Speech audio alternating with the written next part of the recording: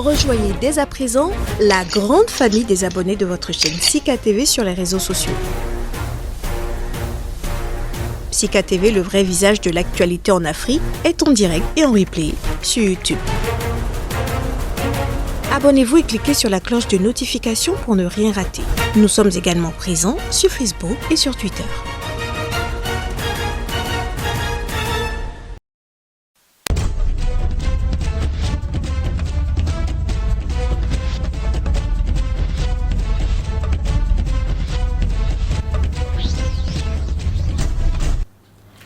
Deux semaines après le coup d'État en Guinée, s'il y a une chose de sûre, c'est que la CEDEAO fait avec la junte au pouvoir un marquage à la culotte. La junte a lancé depuis le 14 septembre de larges consultations nationales pour préparer une charte de la transition. Mais il n'est pas question pour la CEDEAO de traîner. Elle exige un retour rapide à l'ordre constitutionnel et a pris des sanctions contre la junte, notamment son chef, le colonel Mamadi Doumbouya. Pourtant, le Comité national pour le rassemblement et le développement CNRD, qu'il dirige, n'entend pas se laisser faire. Guinée, refus de bricolage du CNRD vers un bras de fer avec la CEDEAO. C'est le thème central de ce plateau.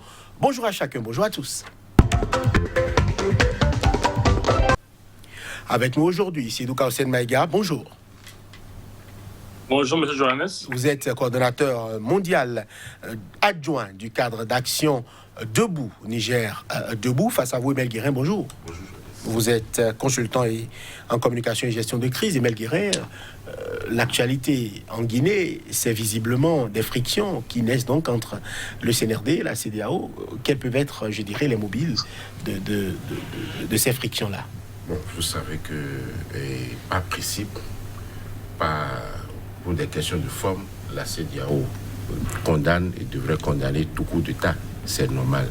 Maintenant, la position et les activités récentes de la CEDEAO par rapport à la Guinée ne font que mettre de l'eau au moulin de tout ce qui pensons d'ailleurs que c'est un syndicat des présidents, parce que simplement, et dans un passé récent, Alpha Condé, qui a été déchu, qui n'est pas un modèle démocratique avec sa gestion de la gouvernance qu'on a vue là, siéger encore au sein de la CEDEAO. Vous voyez l'ambiguïté. Et ce qui est frappant, ce qui choque même, et je me suis demandé comment est-ce qu'ils peuvent réfléchir à ce niveau aussi bas, c'est d'envoyer, comme Alpha Condé aussi l'a exigé, un certain Alassane Ouattara, qui a fait aussi 3 mandats, qui a tué pour faire 3 mandats. Vous voyez le problème. Et quand vous voyez ce qui s'est passé en Guinée avec la gouvernance des 11 ou 12 ans de Condé, on fait le point, depuis sa gouvernance, il y a eu près de 400 morts en Guinée.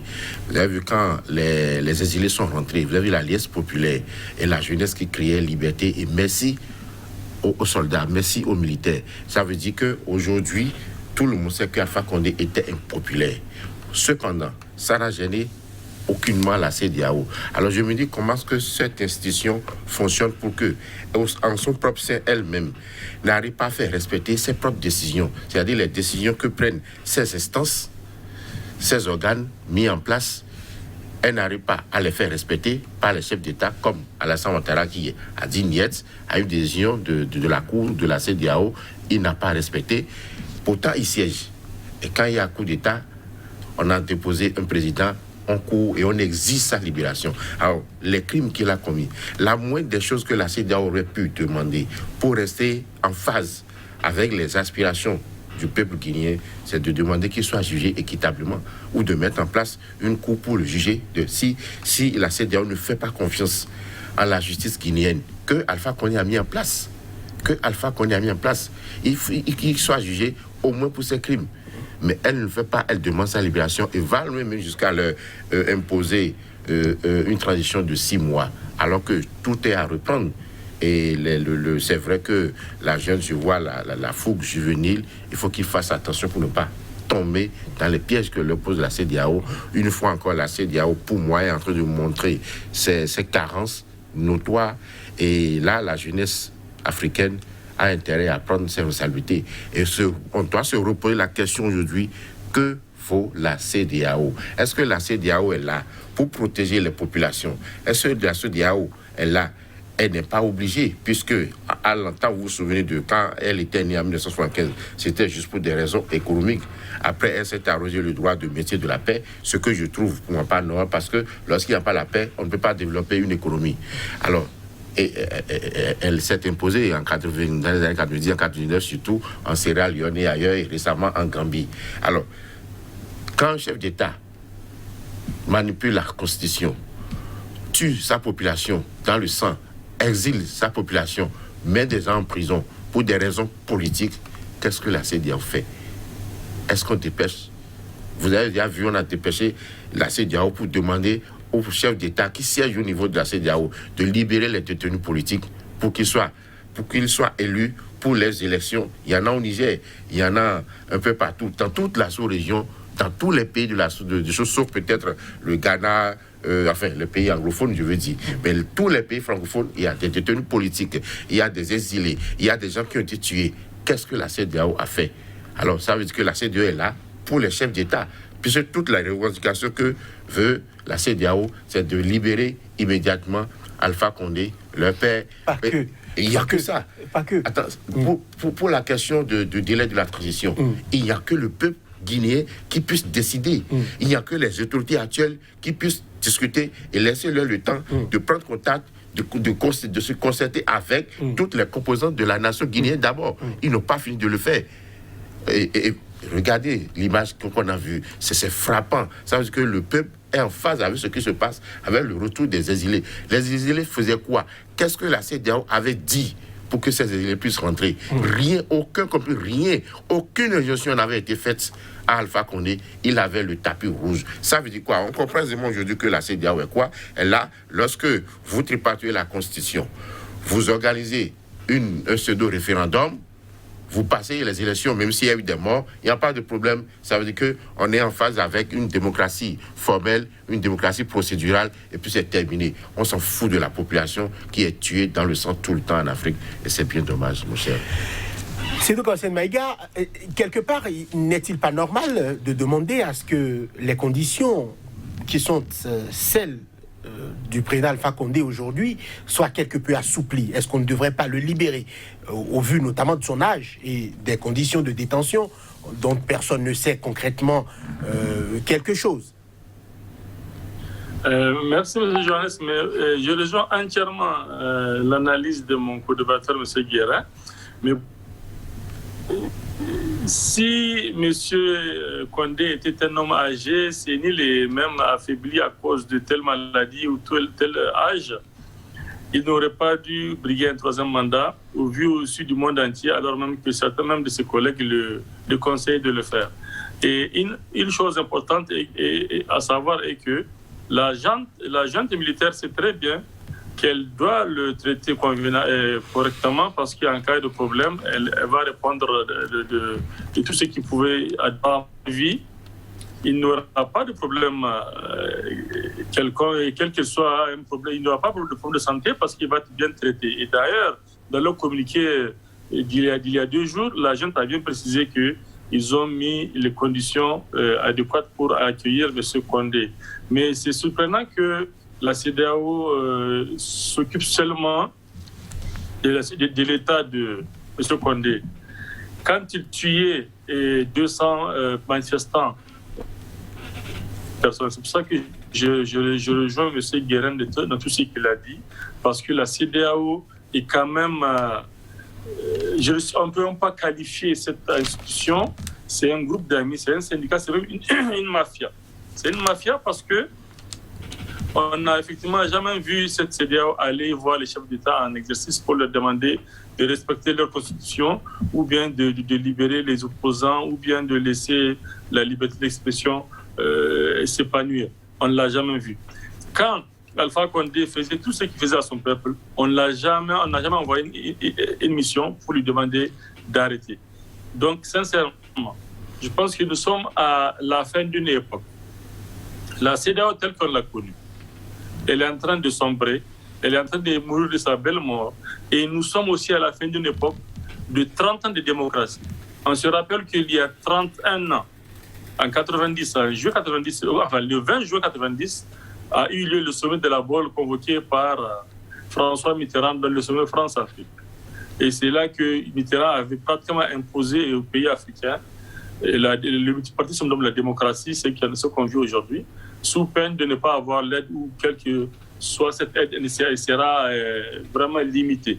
Et aujourd'hui, 30 ans après, les Africains de l'Ouest, comme tous ceux qui ont participé à ce sommet, tous les pays qui ont fait cette marche vers le multipartisme, ont expérimenté la démocratie, le modèle français de l'aide.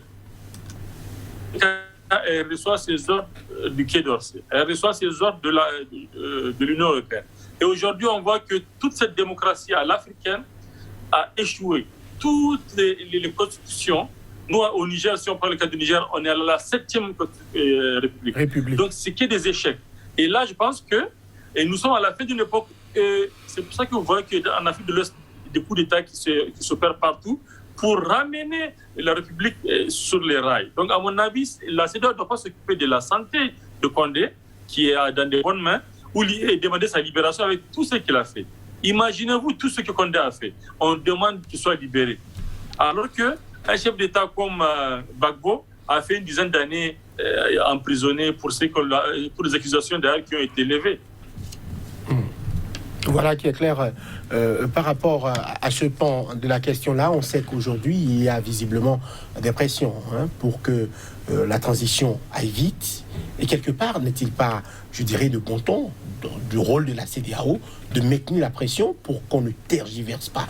On a vu le cas malien où on a visiblement tourné en rond pendant 1 an à ne rien faire. Aujourd'hui, on pointe la responsabilité de l'ancien président Bandao, de l'ancien Premier ministre Mokhtar Ouane, et on dit, nous sommes sains, tout va bien, nous ne nous reprochons rien. C'est maintenant que nous voulons démarrer la transition, donc vous nous donnez le temps de lancer maintenant de nouvelles consultations nationales. Ça va nous prendre environ 2-3 mois, et après ça, on pourra parler d'élections.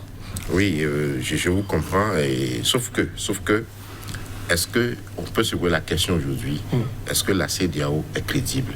Est-ce que la CEDEAO est légitime face aux populations africaines qui souffrent?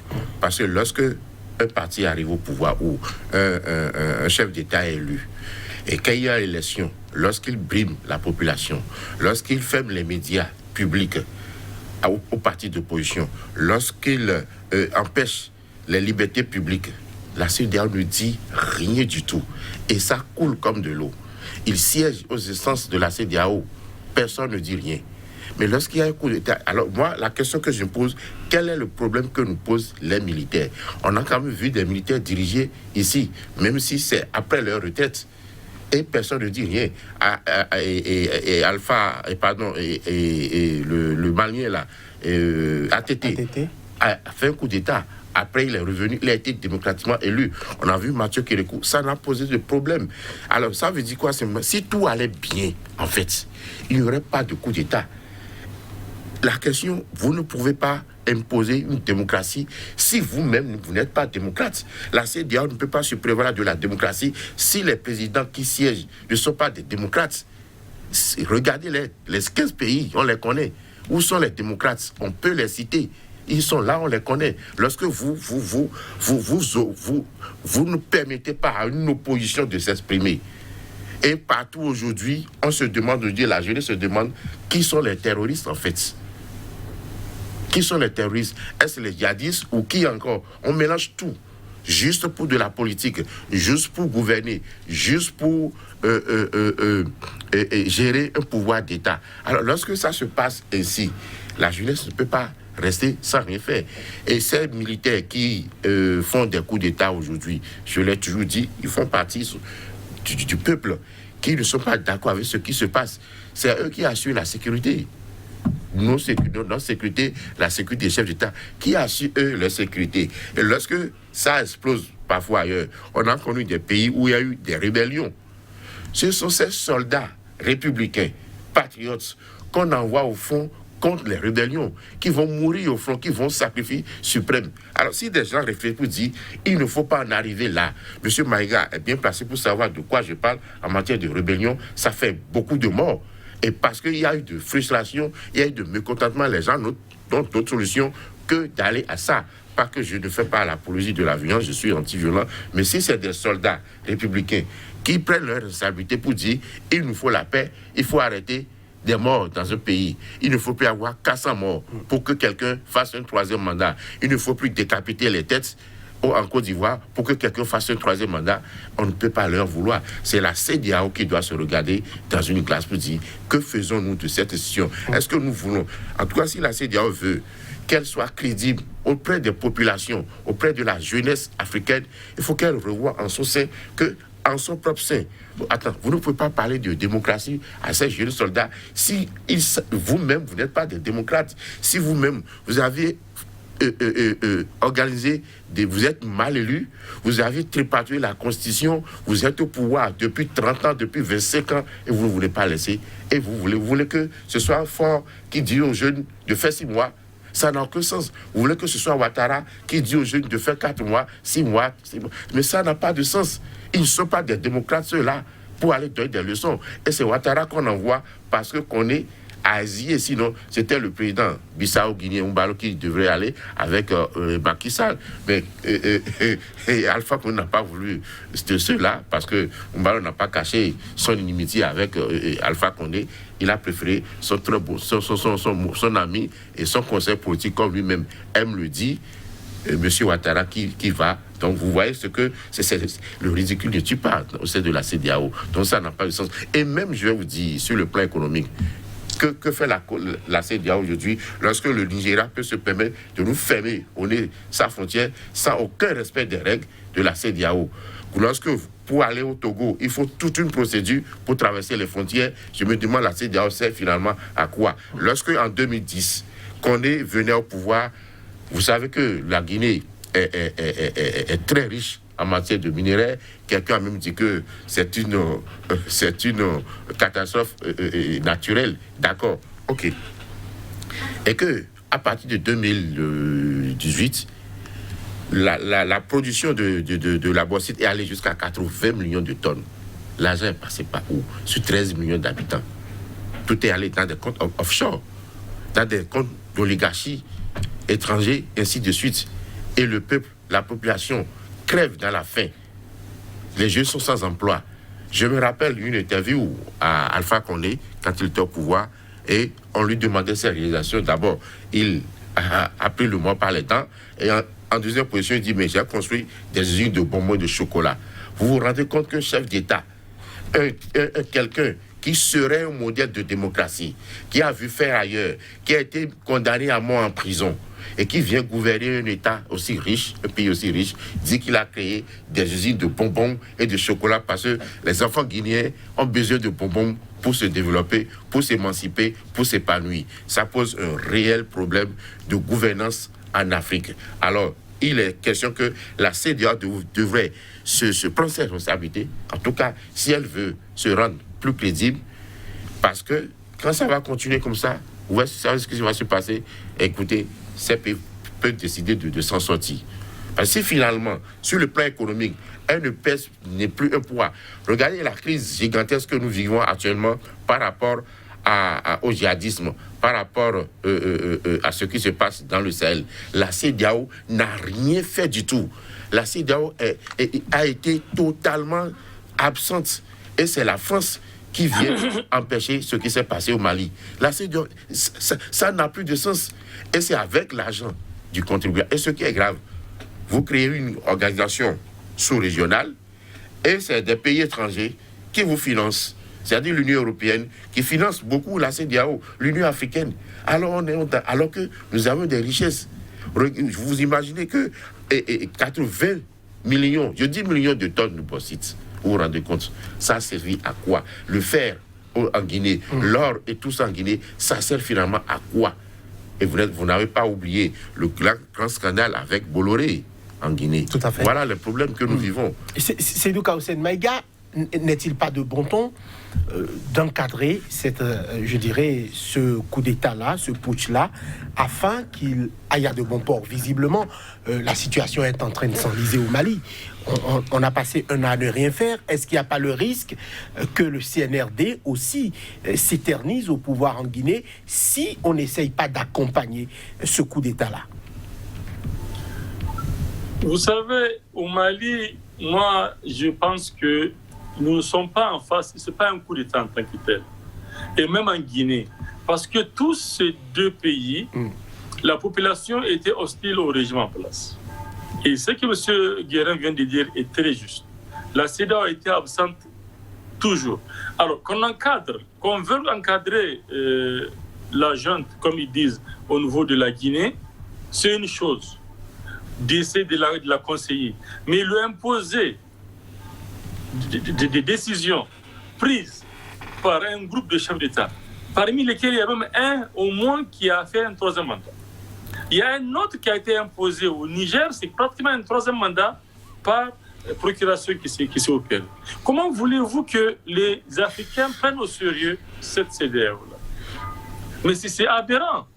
C'est aberrant. Et la gente n'a pas besoin de cela. La gente a besoin qu'on la conseille et qu'on ne lui dise pas voilà ce que tu dois faire. Non, qu'on la conseille juste pour bien faire et pour être vraiment en conformité avec certaines lois locales, pas de la CEDEAO. Regardez ce qui s'est passé un peu partout en Afrique avec les élections. La CEDEAO a été absente. Elle n'a jamais condamné quoi que ce soit. En plus, regardez aussi, quand on regarde ce qu'a fait Alpha Condé, est-ce que la CEDEAO a été sur place en Guinée pour dire à Alpha Condé de faire ceci ou de faire cela ou d'arrêter le massacre qui s'est opéré ou bien de mettre en place une commission d'enquête sur les massacres depuis 200 civils qui ont été massacrés? Alors, je rappelle que la CEDEAO est composée de fonctionnaires de l'Afrique de l'Ouest qui sont envoyés par les chefs d'État en exercice.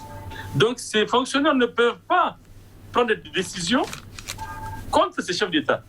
Qu'il s'agisse des Maliens, des Nigériens, des Ivoiriens, des Béninois, tous ceux qui font partie de cette CEDEAO sont des personnes à la tête de commissions qui sont envoyées spécialement par le gouvernement en place. Donc voilà pourquoi est-ce qu'il a fait. La CEDEAO ne peut pas être au service des peuples. Elle est au service même des partis politiques au pouvoir. Moi, j'ai réduit ça carrément. Ce n'est même pas des peuples ou des gouvernements. C'est des partis politiques. Parce que si vous regardez, même les membres des commissions qui sont envoyés par les différents pays, ce sont des membres des partis politiques, des partis au pouvoir. Donc, on n'a pas une question sérieuse. Et il y a un problème. Parce que elle a échoué au Mali. Vous vous rappelez, au tout début de ce qu'on appelle le coup d'État, c'est la révolution populaire, elle a envoyé des missions et le gouvernement qui a été finalement mis en place, vraiment un peu s'est émancipé de la CEDEAO. Donc, je pense qu'en Guinée aussi, elle va échouer. Et si elle échoue en Guinée, cela va marquer sa fin. Donc, il faut que les chefs d'État, je ne sais pas si c'est eux qui doivent réfléchir, trouvent une alternative. Parce que la CEDEAO est en train de cumuler les échecs. Et à force de cumuler ces échecs, elle va perdre déjà. Nous, en tout cas, dans le cœur de tous les Africains, elle n'est plus crédible.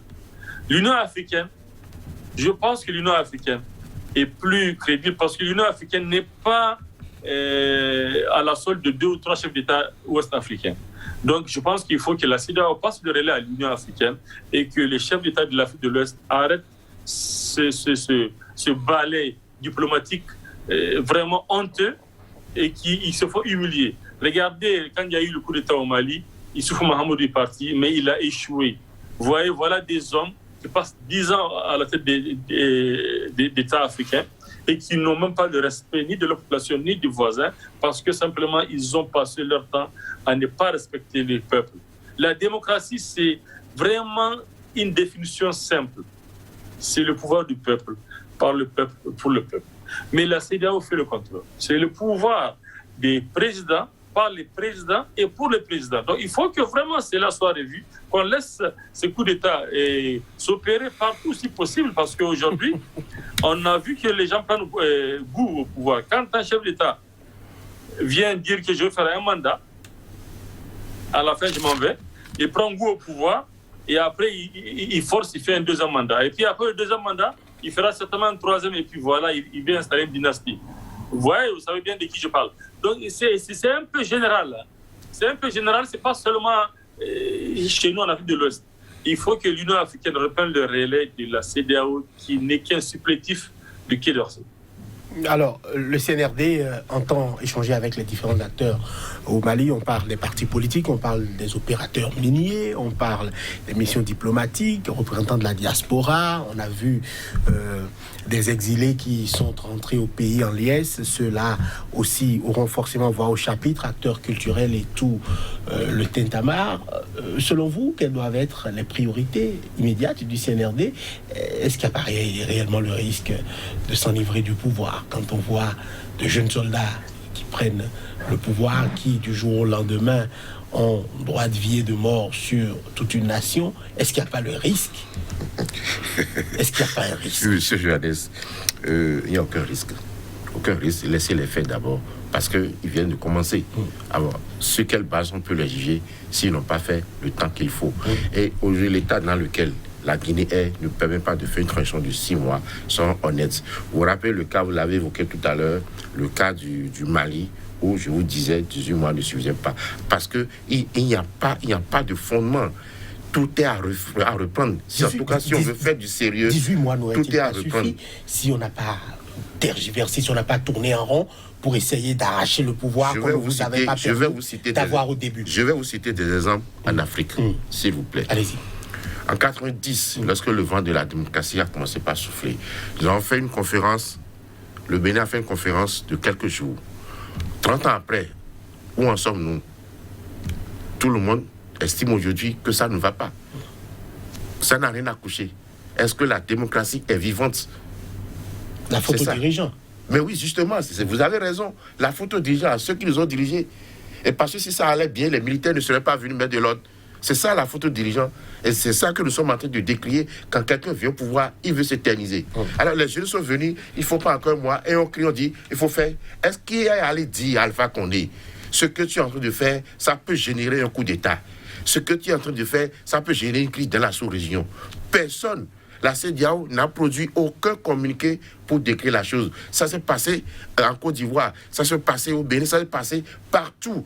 Personne n'a reproché rien à un chef d'État qui massacre sa population.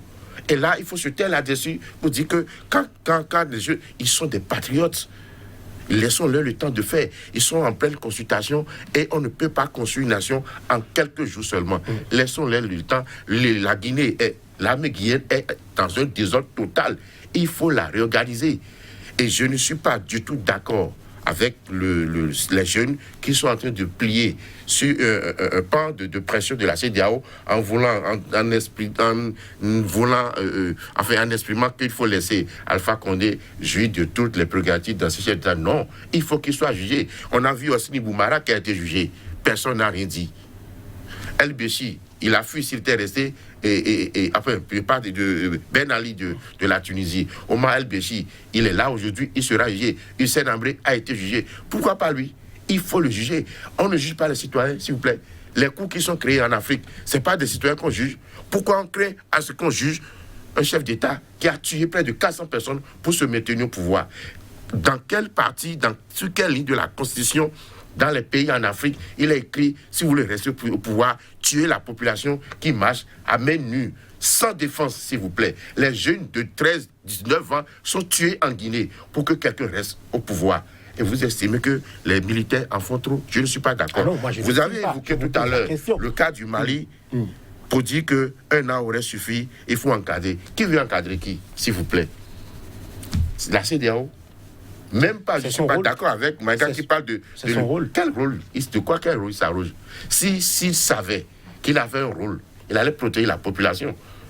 Lorsque des gens envoient des gens en exil, il a fallu les militaires pour ramener les gens. Vous avez vu comment la population est sortie pour remercier les militaires d'avoir fait revenir les siens qui ont été contraints à partir de chez eux. Vous savez ce que ça veut dire? Il y a parfois une différence entre la foule et le peuple. Tout le monde. Mais écoutez, les chefs d'État, très bien. Il y a quelques mois, on nous a montré sur tous les télévisions. Justement, on nous a montré qu'il a gagné les élections avec plus de 60%. On est d'accord. Ouais, c'est cette même foule qui vient remercier les militaires de l'avoir déposé. Non, pas toujours. Mais c'est la même chose. Pas toujours, ça peut être des sympathisants de l'opposition. Mais que ces militants sortent dans la rue, personne ne les tuerait. Ces militaires ne tireraient pas sur eux. Ils n'ont qu'à manifester pour dire nous voulons que Condé revienne. Parce que est-ce qu'il y a eu des morts ou il n'y a pas eu de morts? Le bilan est dans clair. la gestion c'est ce que nous disons. On ne peut plus continuer à tuer une vie humaine pour la politique. Il faut bannir ça de l'Afrique. Et je ne vois pas, même mon cher Maïga, ne soyez pas dupe, l'Union africaine, c'est la même chose. Et la CEDEAO compte aujourd'hui 15 États au sein de l'Union africaine. Vous voyez, ils pèsent lourd. Donc, c'est la même chose.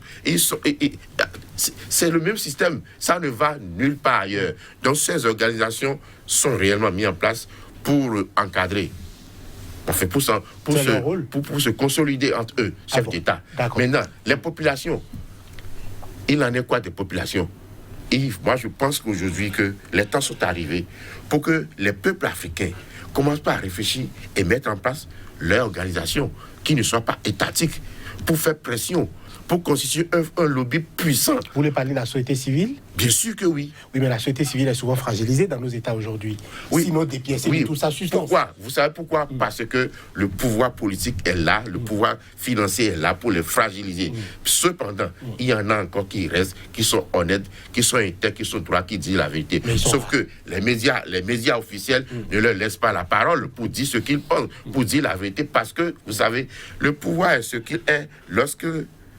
Sur le plan, regardez l'état économique d'abord. Ce n'est même pas que quand ils viennent au pouvoir, ils changent le visage économique d'un pays. Dites-moi quel pays africain se porte très bien économiquement depuis 30 ans que nous avions amorcé cette fameuse démocratie. Aucun pays. Tout le monde est endetté. Lorsque tout va bien, on n'est pas endetté.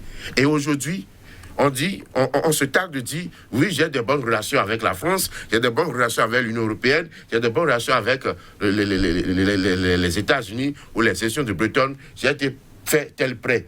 Mais on n'a pas besoin de ça. On ne peut pas avoir de... Je vais vous donner un exemple. C'est comme quelqu'un, par exemple, qui va prêter de l'argent à la banque, 10 millions, un fonctionnaire qui gagne 100 000, qui s'arrange, qui trouve un moyen d'aller prêter 10 millions et va acheter une parcelle à Cotonou de 9 millions. Il va construire ça quand? C'est ce que les pays africains font. C'est exactement comme ça que nous fonctionnons. Et avant de finir de payer, toutes les infrastructures que nous avons mis en place commencent par péricliter.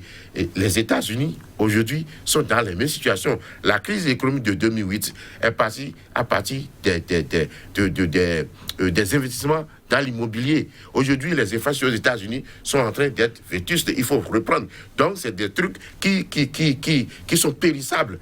Or, ce qui est impérissable, c'est l'humain. C'est la gestion de l'homme. C'est l'épanouissement de l'être humain.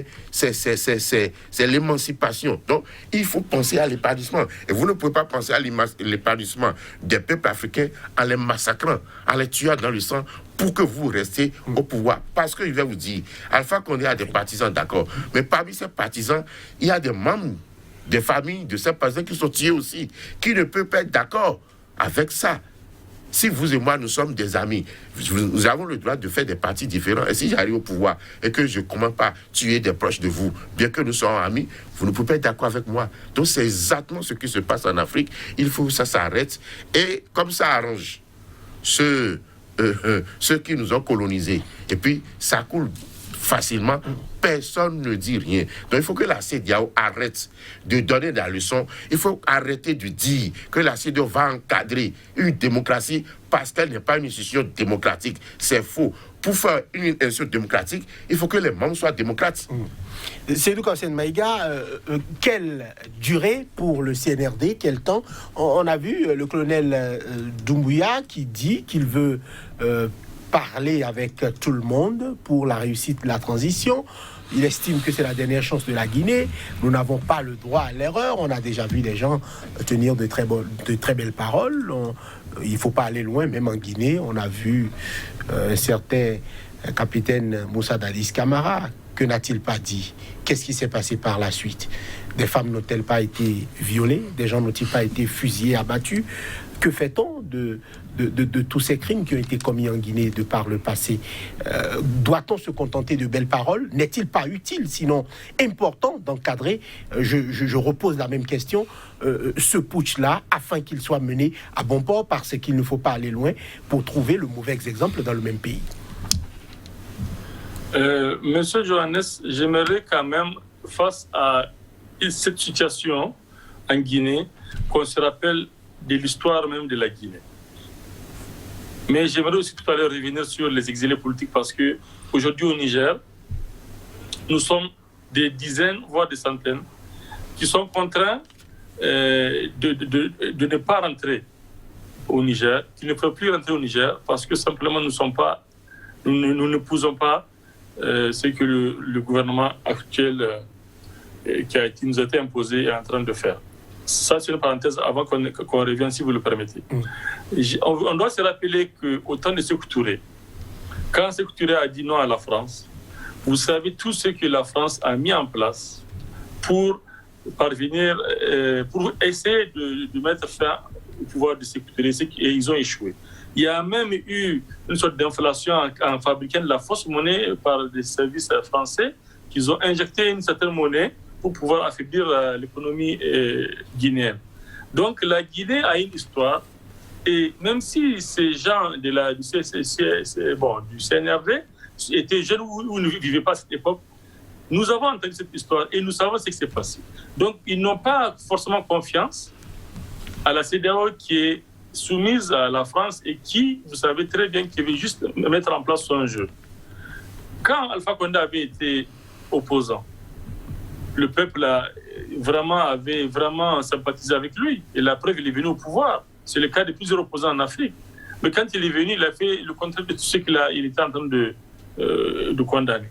Donc, encadré par qui? Encadré par la CEDEAO. La CEDEAO, c'est un groupe d'amis qui dirige l'Afrique de l'Ouest. Donc, on ne peut pas encadrer quand un de nos amis a été mis en prison et arrêté. Comment peut-on encadrer sincèrement, loyalement et sans aucune mauvaise intention un groupe de militaires qui ont mis fin au pouvoir d'un de nos amis? Vous voyez, voilà tout le problème. Ce n'est pas d'accompagner, c'est un problème de confiance. La CEDEAO ne peut pas avoir la confiance de la jeune parce que la CEDEAO est au service du chef d'État d'un Condé qui maintenant n'est plus au pouvoir. Qu'on impose 6 mois, ce n'est pas sérieux. Au Niger, on se rappelle de Dodo Malawanké qui avait fait un coup d'État, qui avait assassiné le président Ibrahim Baré Menassara à l'époque.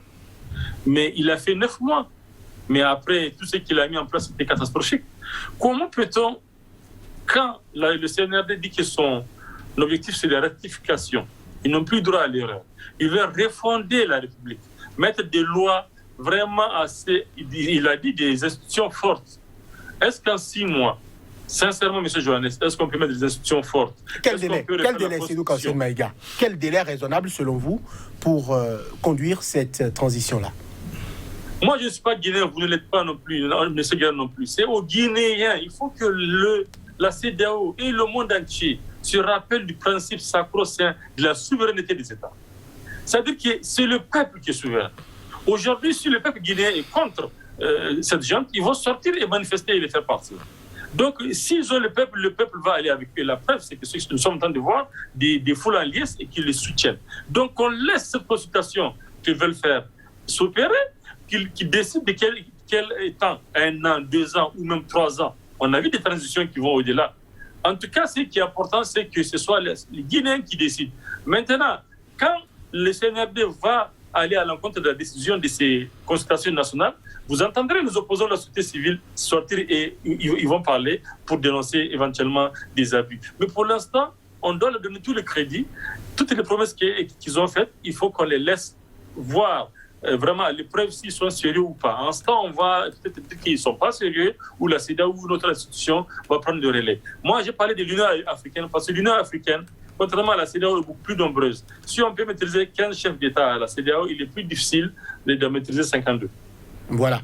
Alors, aujourd'hui, au sein du CNRD, on parle de valeurs. Il y a beaucoup de communication, hein, beaucoup de termes. On parle de démocratie, on parle de refondation, on parle de beaucoup de mots. On parle de rectification institutionnelle, on parle de bâtir des institutions fortes, on parle de rassemblement, on parle de redressement, on parle de rompre avec les anciennes pratiques, on parle de repositionnement de la Guinée, du respect des engagements internationaux. Il y a beaucoup de dénominations, beaucoup de beaux mots, on les met en pratique comment? Bon, vous savez, il faut comprendre que c'est une jeune inexpérimentée qui a fait un push parce que la situation peut-être les exigeait, ou peut-être, je vous l'avais dit ici, qu'il y a une main derrière. N'empêche que la situation était pourrie. Et c'est ce que le président Bissau-Guinéen a dit de façon extraordinaire, que la CEDEAO devait revoir sa copie. Il est membre de la CEDEAO, que la CEDEAO devait revoir sa copie et régler les problèmes avant que cela n'arrive. La CEDEAO devrait anticiper. Je serais heureux de constater que la CEDEAO produit des commissions d'enquête, par exemple, dans les pays où on a des détenus politiques, pour aller enquêter de façon indépendante, pour voir est-ce que ceux dont on accuse ces gens-là, réellement, est réel, n'est pas politique. Parce que ce sont ces situations qui enveniment les conflits et qui dégénèrent à un moment donné. Ceux qui sont exilés, est-ce que réellement ce sont des exilés politiques? La CEDEAO devait mettre en place une commission indépendante pour vérifier tout ça et pouvoir donner raison si c'est vrai. Ils donnent raison à ces présidents qui ont mis en prison, qui ont fait exiler, qui ont tué ces personnes-là. Et nous allons voir clair maintenant. Et devoir dire la vérité. Ah, monsieur Ouattara, vous avez raison de tuer. Monsieur Ouattara, vous avez raison de ne pas libérer les détenus politiques. À chaque président membre de la CEDEAO devait nous faire ce travail-là, si vraiment elle s'intéresse à la population, si vraiment elle s'intéresse à la misère, à la douleur, à la souffrance des peuples, aux libertés publiques. C'est ça que le peuple crie. Et comme on ne dit rien du tout, et lorsque des soldats se lèvent pour défendre tout ce que le peuple, enfin, les aspirations du peuple ont créé, je pense que cette CNRD doit apprendre de ses erreurs, comme il a dit lui-même. Parce que s'ils font la moindre petite erreur, ce sera fatal pour eux. Parce que les peuples ne vont plus se laisser faire. Vous aviez évoqué tout à l'heure le cas de Dadis Camara, le bouillant Dadis Camara. Il en a appris à ses dépens. Vous avez compris. Donc, je pense que ces jeunes n'ont pas d'autre choix que de bien faire. Ils n'ont pas d'autre choix. Ou ils seront Alpha Condé. Ils vont faire comme Alpha Condé, c'est-à-dire tuer les gens. Parce qu'ils font autre. Et je pense aujourd'hui, si la Guinée veut se remettre vraiment sur les rails, elle devrait, je suis d'accord pour ces consultations qui sont en train d'être faites au niveau sociétal et consulter tout le monde. Bâtir une constitution qui sont en accord avec les valeurs endogènes de la Guinée et non aller calquer une constitution que la France a abandonnée. On calque ça pour penser que bon, c'est universel. C'est un faux problème, c'est du pipeau. Il faut repenser. Et la Guinée a besoin d'un homme fort. La Guinée, oui, les pays africains ont besoin d'un homme fort, d'un homme philosophe, je vais dire, d'un homme sage pour nous gouverner. Un homme qui est capable d'accepter la contradiction. Un homme qui est capable d'accepter même qu'on l'insulte et d'avancer. Parce que vous avez accepté de diriger un peuple. Il y en a toujours, même pendant les périodes de la monarchie africaine, il y a toujours ce genre de choses-là. On ne massacre pas comme on le fait aujourd'hui. On veut que on tue simplement quand il y a vraiment guerre. Mais au sein de la population où on vous bannit du royaume, ou je ne sais pas. Mais massacrer comme on le voit aujourd'hui, c'est ahurissant. Et c'est la mode démocratique aujourd'hui au sein de la CEDEAO de l'Union africaine. Ça ne se passe pas ailleurs ainsi. Et puis, bon, comme on sait que nous sommes des sauvages, on dit que la démocratie, c'est un luxe pour nous. Ça ne veut rien dire. Ça ne peut pas continuer à marcher comme ça. Les peuples africains, ceux dont je suis sûr, en ont marre. Et si la CEDEAO ne prend pas ses responsabilités, elle va disparaître, simplement. Elle va disparaître. Parce que les jeunes, la nouvelle génération qui va gouverner bientôt, enfin, qui se prépare, parce que ça se prépare, on réfléchit à comment faire pour que la CEDEAO ne continue plus à ne rien dire. Et quand il y a coup d'État, on commence par envoyer des délégations pour donner des injonctions à ceux qui ont fait le coup d'État. Parce que quand on était là, s'il vous plaît, quand IBK, tout le monde sait que cette élection, tout le monde sait qu'au Mali, ça n'allait pas. Mais personne n'a rien dit. Tout le monde sait qu'à l'heure où nous parlons, il y a des frustrations en Côte d'Ivoire. Il y a des frustrations au Bénin. Il y a des frustrations au Niger. Il y a des gens en prison. Tout le monde sait ça. Et on ne peut pas le dire. Tout le monde sait que ça ne va pas. Les peuples ne se font plus, les gens ne se font plus confiance. On a peur de parler. On a peur même de décrocher son téléphone. C'est quoi cette histoire? On nous gouverne, on nous donne quoi? De l'or, on nous donne des bonbons, on nous donne des chocolats. Et tout le monde sait que ça ne va pas. Mais la CEDEAO, personne ne dit rien. Mais dès que ça pète, on crie. Ou lorsque quelqu'un parle, on dit il fait apologie de comment on appelle-t-on, terroriste ou de coup d'État ou de violence, et puis on le fout en prison ou on l'exile simplement. Ça ne peut pas continuer. Et donc, la CEDEAO, moi je pense, c'est le moment maintenant. Et moi, je leur propose de mettre sur pied des commissions d'enquête autonomes, indépendantes, pour aller dans les pays où ça ne va pas, dans les pays où il y a des opposants politiques en prison, pour enquêter réellement. Est-ce que c'est pourquoi la justice? Et qu'est-ce qu'on va leur répondre? Les gouvernants vont leur dire, nous sommes un État souverain. Alors, je leur dis, messieurs les chefs d'État de la CEDEAO, la Guinée est un État souverain, collez la paix aux gars pour qu'ils dirigent. Sédou Kamsed Maïga, au-delà des mots, des slogans, des belles intentions, que faire de concret à ce stade pour asseoir déjà des contours à cette transition-là? Ça veut dire que les acteurs principaux de la transition, alors peut-être M. Doumbia, ont dit qu'ils vont faire des consultations nationales. Ce qu'il faut faire, c'est de laisser faire. C'est que la CEDEAO se taise un peu et qu'elle arrête de se ridiculiser. Alors, ce que dit M. Guérin est très juste. Ça veut dire que la CEDEAO est vraiment en train de faire des choses incroyables. Elle n'a jamais dénoncé tout ce qui se passe. Je prends le cas du Niger. Le cadre d'action dont je suis le vice-coordinateur mondial. Notre coordinateur national au Niger a été emprisonné depuis plusieurs mois dans une prison de haute sécurité à Koutoukale dans la région de Tillabéri. Vous savez pourquoi? Juste pour un audio dans un groupe privé WhatsApp. Vous vous rendez compte où est-ce que nous y allons? Et c'est pour cette raison que beaucoup de personnes s'exilent de la sous-région ou ailleurs dans le monde parce qu'ils ne peuvent plus. Ils ont choisi d'être libres. Exercer cette liberté-là, que consacre la Constitution, il faut quitter le pays. Voilà où nous en sommes.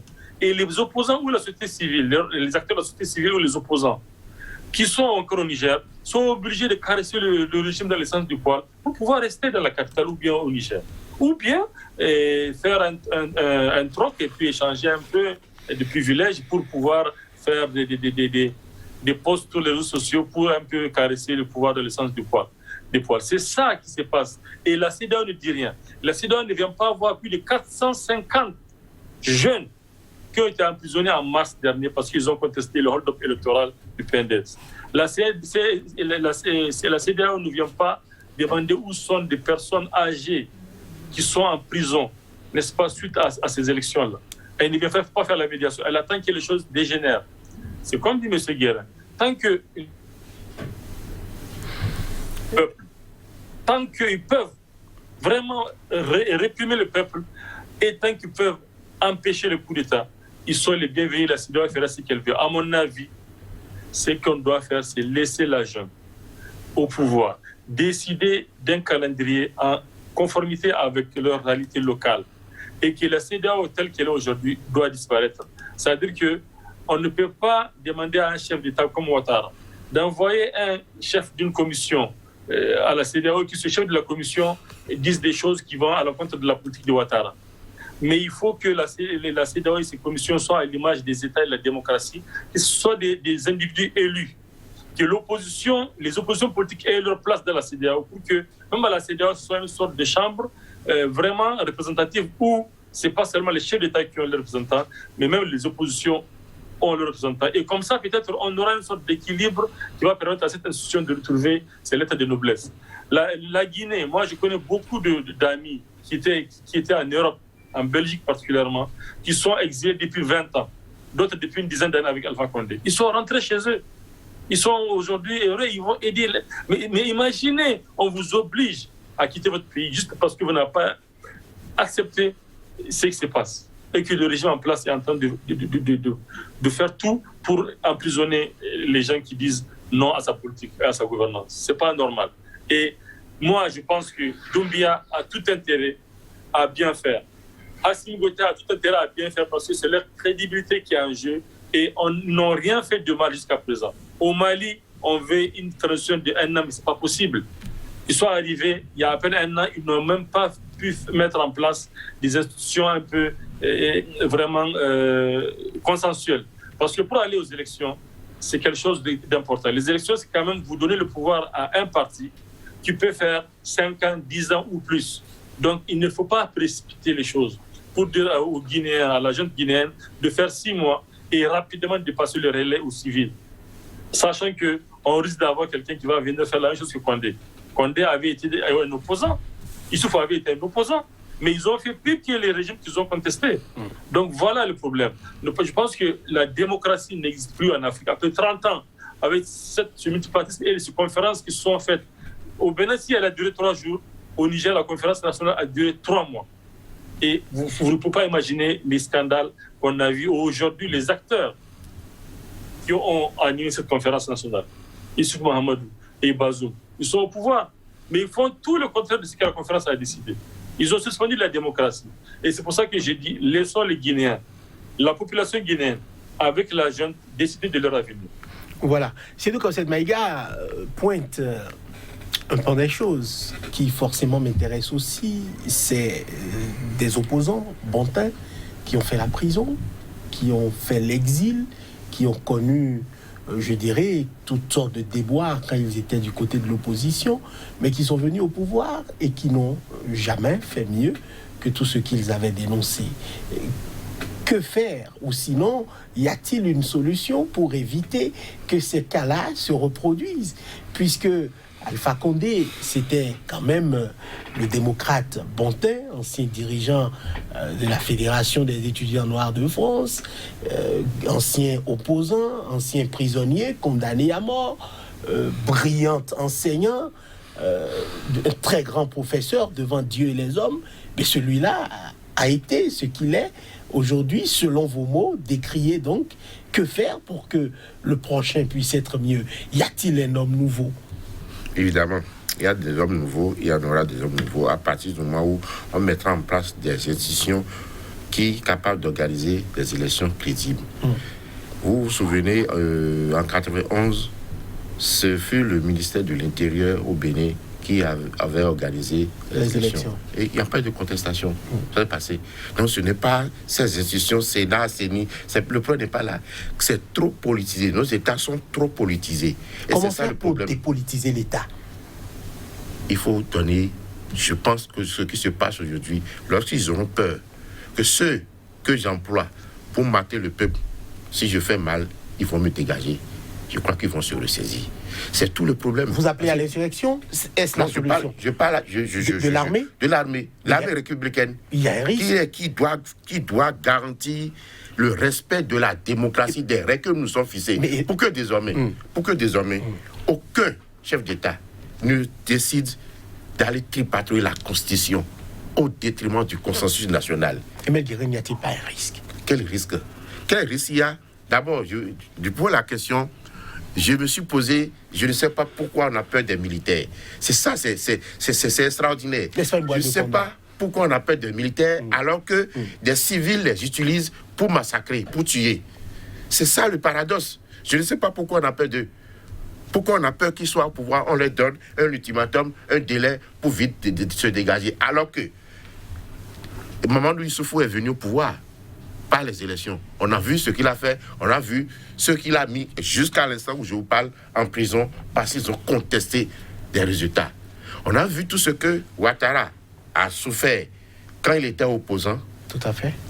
Avant d'arriver au pouvoir, il a dû faire un coup d'État par la force pour arriver au pouvoir. Et l'Union africaine, c'est là où je parle de l'Union africaine de la CEDEAO, n'a rien dit pour condamner ce coup d'État-là. Simplement parce qu'on nous a dit que c'est lui qui a gagné et que l'autre a contesté. Comme quoi, dans une démocratie, on n'a pas le droit de contester. Et ça veut dire quoi? Il y a certains privilégiés de la société, une certaine élite qui a le droit d'utiliser la force et d'autres n'en ont pas le droit. Ça pose problème. L'armée est républicaine. L'armée a le monopole de la violence. Je pense que nos armées africaines devaient être plus responsables que ce que nous sommes en train de voir. Et que si la CEDEAO veut rester actuelle, comme je l'ai dit, devait imposer des principes démocratiques et les faire respecter. Parce que lorsque une instance au sein de la CEDEAO, un organe de la CEDEAO, sort une décision comme cette fameuse cour qui doit normalement disparaître, certains États refusent de les appliquer et estiment qu'ils sont souverains. Et ça, je peux vous dire que je suis d'accord. Ils n'ont pas le droit de respecter son souverain. Mais de la même chose, de la même manière, lorsque un coup d'État arrive pour sauver des gens qui sont tués, pour sortir des gens de prison, pour ramener des exilés à la maison. M. Maraga parlait tout à l'heure que certains ont choisi d'être libres. C'est pourquoi ces îles, je vous dis, les îles aussi, c'est très difficile. Absolument. Vous devez savoir de quoi je parle, et je sais de quoi je parle. C'est une autre prison aussi, les îles. Que la prison au pays, les îles, rien n'est bon dedans. Il faut laisser les gens librement. Et comment est-ce que nous pouvons aller à une démocratie sans faire un débat contradictoire, sans s'opposer dans les idées? Et on peut le faire. Il faut les hommes, on peut le faire. Ça veut dire quoi? Il n'y a que l'armée, il n'y a que les forces de sécurité qui puissent désormais refuser d'aller massacrer les populations. C'est ça, au fait, le problème. Parce que tant qu'ils acceptent d'aller faire ces massacres-là de la population, nous allons toujours arriver à la même. Parce que lorsque vous êtes au pouvoir, beaucoup de personnes, enfin, la plupart, sont grisées par le pouvoir, ils ne veulent pas partir, ils sortent des lois scélérates, on crée des cours, on fait tout ce qu'on veut pour brimer l'opposition, pour empêcher la jeunesse d'émerger, et il n'y a que ceux qui sont autour. Et c'est ça, la CEDEAO est en train de devenir un État profond. Et c'est ça qu'on veut nous faire croire dans tous les pays, pour nous faire croire que sans militer dans un parti politique, vous ne pouvez pas accéder au pouvoir. C'est très grave. C'est l'État profond qui est en train d'être créé en Afrique. Et il n'y a que, moi je pense qu'aujourd'hui, il n'y a que nos soldats républicains patriotes qui peuvent empêcher cet État profond de naître en Afrique. C'est le Kansen Maïga, des enseignements par rapport à la situation en Guinée, vue du Niger et notamment de la diaspora? Oui, des enseignements. Moi, ce que j'aimerais ajouter à ce que dit M. Guérin, c'est que tout simplement, on doit donner plus de place à l'armée dans la démocratie. C'est-à-dire que la France nous a colonisés. La France nous a appris ce que c'est que la République. La France nous a appris aussi ce que c'est, ou même nous a imposé ce qu'est la démocratie. Parce qu'au lieu qu'on dirige comme nous voulons à l'africaine, on nous a imposé un modèle bien précis et c'est cela que nous suivons. Donc, à l'épreuve des faits, on voit qu'aujourd'hui la démocratie à la française ne peut plus marcher en Afrique de l'Ouest, pour être précis. Donc, on veut mettre... Alors que je rappelle que le premier coup d'État, c'est Napoléon qui l'a fait. C'est Napoléon, d'accord? On peut aider à ramener ça à cela. Donc, tout simplement pour dire que nous avons vu qu'en Afrique, comme ça ne marche pas, quand on écarte les militaires, alors pourquoi on ne les met pas au centre du pouvoir? Pourquoi est-ce que moi, j'ai proposé il y a quelques années de créer une sorte de CMS, ce qu'on peut appeler le Conseil militaire suprême, à côté de l'Assemblée, qui rassemble des leaders, des officiers supérieurs et qui peuvent aussi décider à un moment donné. Et que la CEDEAO elle-même peut utiliser. Quand la démocratie est en péril, il suffit que la CEDEAO lance un appel à cette CMS-là pour que les politiques aient peur d'une intervention ou d'une apparition des militaires sur la scène politique. Et d'ailleurs, c'est dans ces conditions que si la CEDEAO crée et donne plus de place aux militaires, qu'elles peuvent dire aux militaires de prendre le pouvoir et de le rendre aussitôt. Ça veut dire qu'on peut dire, OK, ça ne va pas en Guinée, à l'armée, le Conseil militaire suprême de la Guinée qui prend le pouvoir et qu'au bout de 3 mois, il organise des élections. Là, vous allez voir que tout va aller parce que les politiciens vont avoir peur. Et c'est ça que disait M. Guérin. Pourquoi est-ce qu'on a fait de l'armée? Quand vous faites mal à quelqu'un, il est normal que vous ayez peur qu'il réagisse et que vous ayez le retour de bâton. C'est de cela qu'il s'agit en réalité. Et au Niger, on a vu cela. Ouais, on a vu cela. Donc, on a des exilés politiques. Et je suis tout à fait d'accord avec mon co-débatteur quand il dit que même l'exil politique est une prison. Parce qu'il y a des dizaines, des centaines de personnes au Niger comme en Guinée qui ne peuvent plus rentrer chez eux juste parce qu'ils ont une opinion différente de celle du pouvoir en place. Et c'est très grave. Parce que les mêmes personnes qui sont au pouvoir ont joui de ce droit de la liberté d'expression. Ils ont même proféré des menaces contre le régime de l'époque. Quand je parle du cas d'Issoufou ou de Bazoum Mohamed, ils ont menacé, ils ont appelé l'armée même à sortir et à faire irruption sur la vie politique. Issoufou a demandé à l'armée de désobéir à Baré ou à Tanja. Bazoum a fait la même chose. Et aujourd'hui, ce sont eux qui ont peur vraiment du coup d'État. Donc voilà le problème, M. Guérin et M. Johannes. Il faut que les peuples soient libres, il faut que la démocratie soit effective et que tous ces exilés, où qu'ils soient dans la diaspora, puissent rentrer chez eux et parler et vivre et développer leur État. Voilà. On vous aura compris. Vous êtes Seydou Kaosen Maïga, coordonnateur mondial adjoint du cadre d'action Debout Niger Debout. Face à vous aujourd'hui, Emel Guérin, consultant en communication et gestion de crise. Messieurs, merci d'avoir été là. Merci à vous, chers téléspectateurs, de nous avoir suivis. À bientôt pour notre numéro de Angle de Vue.